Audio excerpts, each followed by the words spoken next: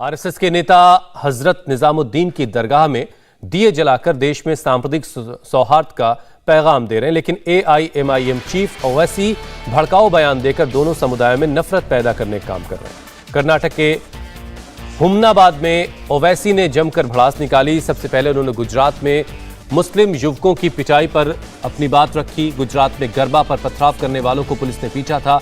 इस पिटाई का वीडियो वायरल हुआ था। ओवैसी ने इस मामले में भी कल हुमनाबाद में अपनी बात रखी।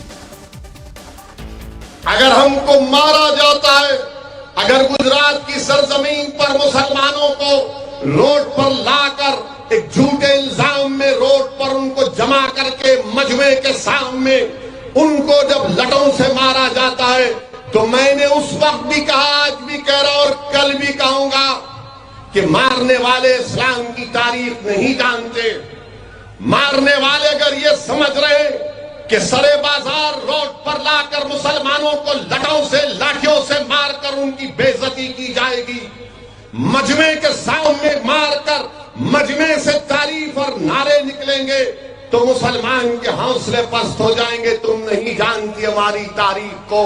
जिन जालिमों ने उन मासूम बच्चों को गुजरात की सरजमीन पर मारा, मारने तुम हजरत बिलाल का नाम नहीं जानते होंगे। हजरत बिलाल का नाम सुन लो। ओवैसी कल पूरे मूड में थे, वो इतने पर नहीं रुके। उन्होंने कहा कि इस देश की सियासत में मुसलमानों की अब कोई अहमियत नहीं रह गई है। उन्होंने प्रधानमंत्री मोदी का भी जिक्र किया और मुसलमानों से कहा कि तुम्हारा कोई नहीं। ये मुल्क हमारा है और रहेगा इंशाअल्लाह ताला। याद रखो मुसलमानों, मेरी बात को याद रखो मुसलमानों। अब इस मुल्क की सियासत में मुसलमानों की कोई सियासी अहमियत नहीं रही। अगर यहां पर कोई बैठने वाला कांग्रेस पार्टी का है या फिर कोई जनता दल का है या किसी और पार्टी का है, तो मैं तुमको अपने भाई के तौर पर कह रहा हूं, तो तुम्हारी कोई इज्जत नहीं है इन पार्टियों में। याद रखो, तुम्हारी कोई इज्जत नहीं है। तुम्हारी इज्जत सिर्फ इतनी है कि तुम इलेक्शन के वक्त इनके लिए वोट डालो। आज जब जुल्म हो रहा है, कोई मुंह नहीं खोलता। मैं मुबारकबाद देता हूं भारत के प्रधानमंत्री श्री नरेंद्र मोदी को कि आपने 8 साल में, तंजिया तौर पर कह रहा हूं, आपने 8 साल में भारत की राजनीति को ऐसा कर दिया कि अब सेकुलर पार्टी मुसलमान को बाजू खड़ा करने से डरती है।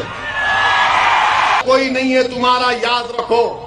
तुम मेरा साथ मत दो, मुझे कोई परवाह नहीं है।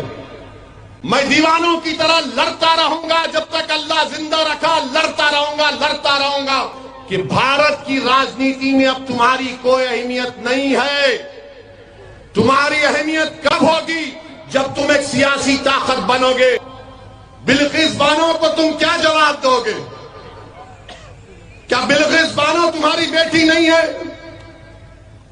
जिसकी अस्मत रेजी 11 लोग करते हैं? 3 साल की बेटी को उसके सामने मार देते हैं और उसके कातिलों को बीजेपी छोड़ देती है, तो कोई सेकुलर पार्टी उसकी मजम्मत करने तैयार नहीं। ओवैसी ने कर्नाटक सरकार पर भी जमकर हमला बोला। उन्होंने कहा कि मोदी सरकार कहती है कि न खाऊंगा न खाने दूंगा, लेकिन कर्नाटक में कमीशन का खेल चल रहा है और कोई कुछ नहीं बोलता। अब तो मुस्लिम रिजर्वेशन ले लिया जाएगा। हम कर्नाटका के चीफ मिनिस्टर से इतना बोलेंगे, सीएम साहब, आप कर्नाटका के मुसलमानों का रिजर्वेशन छोड़ो, आपकी पार्टी में जो कमीशन मिल रहा है उसको खत्म करो, उसको खत्म करो पहले आप। यानी ऐसा दिख रहा है कि गारत का गड़ा भरता नहीं है, जहां से हो ना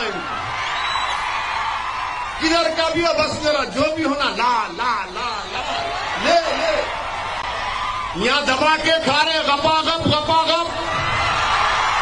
और दिल्ली में प्रधानमंत्री बोल रहे ना खाऊंगा ना खाने दूंगा। इंडिया टीवी हर वक्त हर जगह डाउनलोड करने के लिए सर्च करें India TV news Google play store या ऐप स्टोर पर।